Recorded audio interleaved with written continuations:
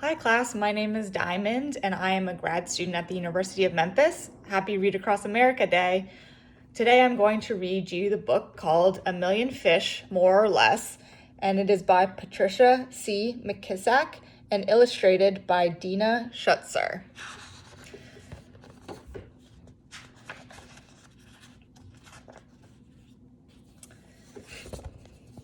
It was early morning on the Bayou Clapetow. Hugh Thomas had just tossed his line into the water when Papa Daddy and Elder Abijah came rowing out of the gauzy river fog. They were swapping bayou tales, just like they had for years. "Morning to you," Hugh Thomas called as they pulled up alongside the bank. Papa Daddy started right in. "The elder and me were just saying that the Bayou Clapetow is a mighty peculiar place."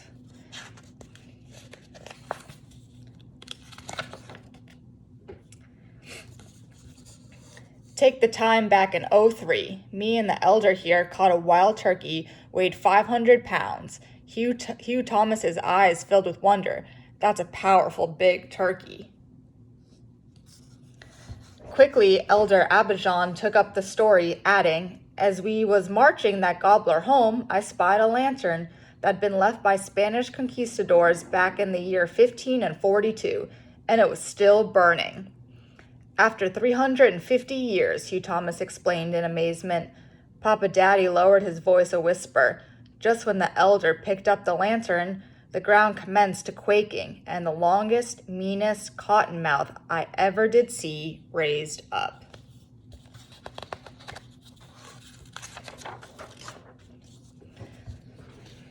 The thing had legs and went to chasing us. The hounds broke and run. I got tangled up in the ropes, and that turkey got clean away." With a quick nod, he gave the story back to Elder Abijah. "About that time, a swarm of giant mosquitoes attacked. I lost my footin' and dropped the lantern in a pool of quicksand. Might near fell myself. Course, as you can see, I didn't then, 'cause I'm here now."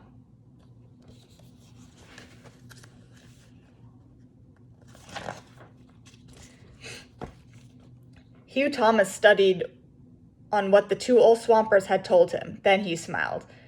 "Y'all are just funning, right? Did that turkey really weigh 500 pounds? "More or less," Papa Daddy answered, snapping his suspenders and winking his eye. "And was that lantern really over 350 years old?" "Give or take a year or two," Elder Abijah answered, swatting a mosquito. "Was it really still burning?" "Well, let's just say it was flickering a bit." And with their tale all told, the two men rode away. "Remember," Papa Daddy called just before they disappeared behind the curtain of fog, "strange things do happen on the Bayou Clapetow." Now Hugh Thomas was alone with only worrisome mosquitoes to keep him company, but it wasn't long before he caught 3 small fish. And in the next half hour, he caught 1,000,000 more. Big ones, little ones, all sizes. The boy was so excited he whooped with joy. "Wait till Papa Daddy and Elder Abijah see this."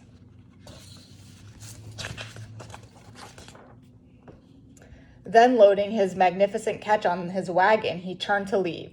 But without warning, 2 yellow eyes surfaced just above the waterline. Hugh Thomas knew it was a 2, the Grand Pierre of all the alligators on Jackson's Point.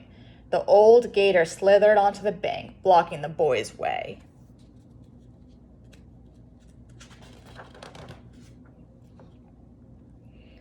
"Where do you think you will go with all our fish?" he hissed angrily. Hugh Thomas blinked. "Why, that gator was talking right out. These are my fish," the boy answered with an uncertain spirit. A 2's mean eyes took in the catch. "And what's for me and mine to eat if I let you take them all?" Hugh Thomas considered making a run for it, but the old gator must have read his mind. "Don't even think of it," Hugh warned, inching closer. Then he chuckled softly. "Your best chance is to figure on this. If 100 alligators, 100 feet long, can move at 100 yards per second, how long would it take us to get from this water to you and your wagon of fish? Answer now," he hissed, moving still closer. "Not long enough for me to get away," Hugh Thomas thought. Deciding that anything was better than tangling with a two and all his kin, he solved the riddle by throwing a goodly amount of fish back into the bayou. You make the right answer, Two said. Then he turned and disappeared beneath the dark waters, along with the 100 other alligators who had been watching and waiting. Hugh Thomas took a quick count, and he saw still he had close to 500,000 fish left. He followed the swamp path that was the quickest way to Papa Daddy and Elder Abijam's houseboat. Story had it that Jean Paulet's pirate treasure was hidden somewhere amongst the cypress knees, but Hugh Thomas wasn't interested. I've got my own treasure, he boasted. The air grew thick, hovering over the swamp like a big smothering hand. Then the still came, a terrible kind of silence with its own sound. The boy hummed and quickened his step. Something was stalking him, closing in fast. The ghost of Jean Paulet, maybe? No, Hugh Thomas was suddenly surrounded by an army of raccoons, led by the most notorious rogue of them all, Mosley. By my leave, shouted the bandit leader, we'll be demanding a toll, little sir, and ye wagon of fish there will do nicely. Wait, Hugh Thomas cried out, that's not fair. Not fair, says he, Mosley scoffed. And what'll be fair to you? Half, maybe? Hugh Thomas couldn't believe he was bargaining with a band of pirate raccoons. Why settle on half, mate, when we could take it all? Thinking fast, Hugh Thomas suggested. A contest? That's it. We'll have a contest of some kind. Mosley laughed coarsely. A contest it'll be. You win, we takes half the catch. I win, we takes it all. Mind you, that's as fair as it be gettin'. The boy agreed, not knowing what to expect. Swords, pistols, wrestling?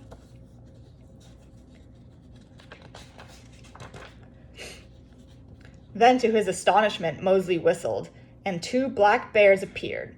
Reaching beneath a huge swamp cabbage, the pirate pulled out a 20-foot snake. We'll skip rope, says I, and so the contest began. The bears turned, and Mosley jumped. Hugh Thomas hadn't seen such fancy work in all his life. That rascal skipped so hard and so fast he was down in a pit when he finally missed on jump 5,502. His motley crew sent up a loud cheer.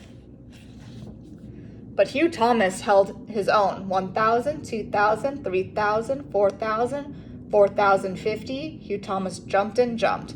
5,000. He was so tired. His legs hurt, but he jumped some more. 5,550. He managed just 3 more jumps before missing, but it was enough to win. 5,553. Mosley was purely outdone. He went to grumbling and mumbling and swearing under his breath. But in the end, he made good on his word. I takes me lickin', and now I be takin' me fish. One by one, hundreds of masked bandits marched past the wagon and plucked a juicy treat. Then Mosley found the plumpest fish for himself and beckoned Hugh Thomas to hurry along. Even though his catch was cut by half again, Hugh Thomas still felt like a winner. Moving with purpose, he passed the large cypress stump called Napoleon's Elbow and then quit the swamp. Winding his way through the deserted grounds of the Moslin mansion, he held with tradition and threw part of his catch to the waterfowl that lived in the old garden pool. Since slavery times, fishermen believed that feeding these birds would bring them good luck the next time out. Thief, thief, a fish crow spied Hugh Thomas's catch and sent up a signal. Birds darkened the sky. They swooped down, speared their fish, and soared away, screeching, thief, thief. Shoo, shouted Hugh Thomas, but the birds chased him around the parish road and under the trestle, stopping just short of the first house in Free Jack's quarters. Chantilly, the neighbor girl's cat, was sunning on the porch steps. Her gray eyes were fixed on a wagon full of plump fish. Why, it's a Christmas gift, the cat shouted, excitement swelling her words. To see you, that is, she added in a soft purr. Hugh Thomas was surprised that the cat was talking, and to him. Most of the time, Chantilly wouldn't even look in his direction. It's not my custom to report on my mistress's whereabouts, but if you want to see Miss Charlie Pearl, she's with Walter Edward, out back in the okra patch. Can't you hear them laughing together? Without thinking, Hugh Thomas hopped the fence and disappeared around the house. Sometime later, he came back with his friend in tow. He was talking all excited and explaining, "Come see it for yourself. It was 1,000,000 fish." Sally Pearl stopped. "What million? I see 3 little fish." Hugh Thomas was completely confused. Then he looked at Chantilly and understood. "You tricked me," he accused her. "You ate my fish. Say you did." The cat blinked innocently and cleaned her whiskers. Sally Pearl scooped up her pet. "You must be addled, Hugh Thomas. Come telling that whopper, then laying blame on my poor precious kitty cat." And she marched away in a huff. Meanwhile, a chorus of Chantilly's friends meowed contentedly as they licked their paws.